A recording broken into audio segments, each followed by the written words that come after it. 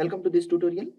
In this tutorial, basically we will see overview of joins, why we require to use joins and why we require to have multiple tables and about the joins. The basic points we will cover here about the joins. See simple table representation I have taken to easy way to understand even a beginner.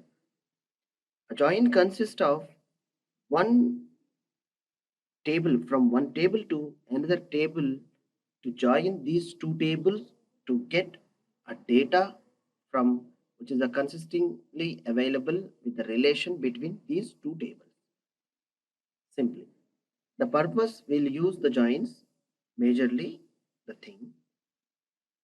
And here what I would like to tell you, in database scenario we'll use multiple tables to avoid duplication of same data to repeating on the different rows.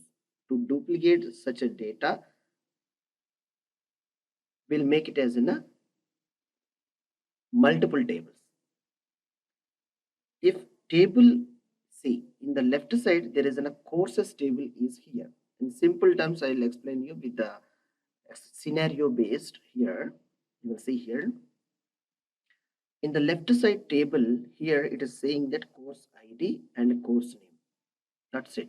The simple two columns only available with the course ID. It's 101, 1001, 2, 3. It's Python, ASP.NET, PostgreSQL. Three courses are available in this particular table. And here it's in a right side table. This is in a courses where the user is obtained or enrolled.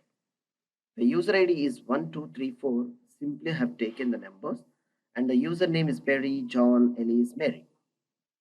The four persons are registered. You assume it. It's in a table, is in an enrollments table in the right side. And here a simple scenario is that Perry is enrolled a course 1001. The code is available here. Means 1001 is indicating it's a Python course. And John is also enrolled 1001. It's in a Python course only. Alice and Mary is having different courses, that is a 2 and 3 means respectively ASP.NET as well PostgreSQL.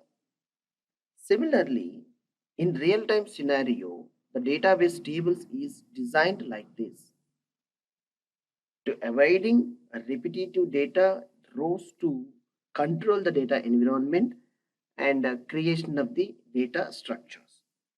Whereas if in this scenario, if these top two tables are there, the scenario is raised like that. I want to display what Perry and what John and Alice, Mary, these users are enrolled the courses names. Why? As an end user, I don't know what is 1001. In my convenient, I'll use inside of the database in my codes and all to handle in a very manner and very easy way to control the data.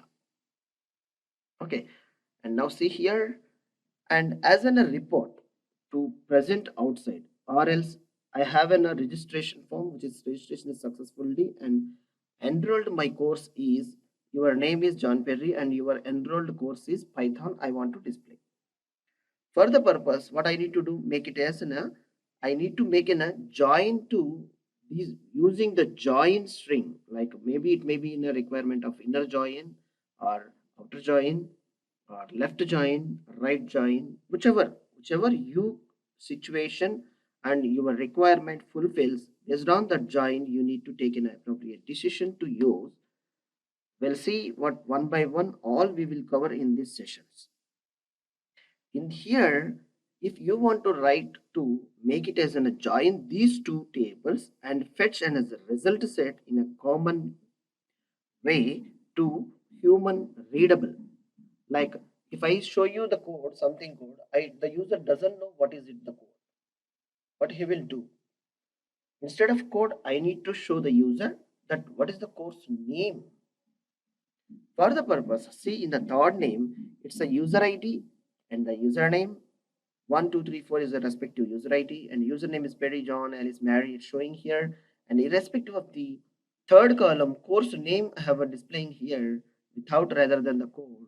The Python and Python where the respective code number, which is a matching to the person, that code course name is displaying here.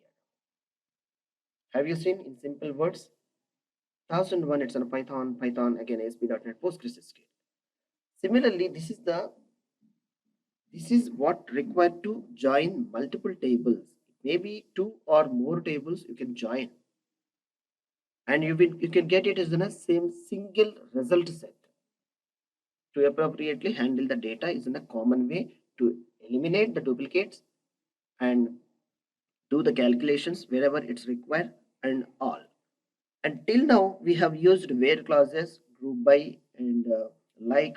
These all the things can be invoking by joining the tables. With additionally, we can group by and ascending order, descending order, and where condition to filter the data, even the joined data, and all the things we can add on to the SQL statements to write in a successful queries.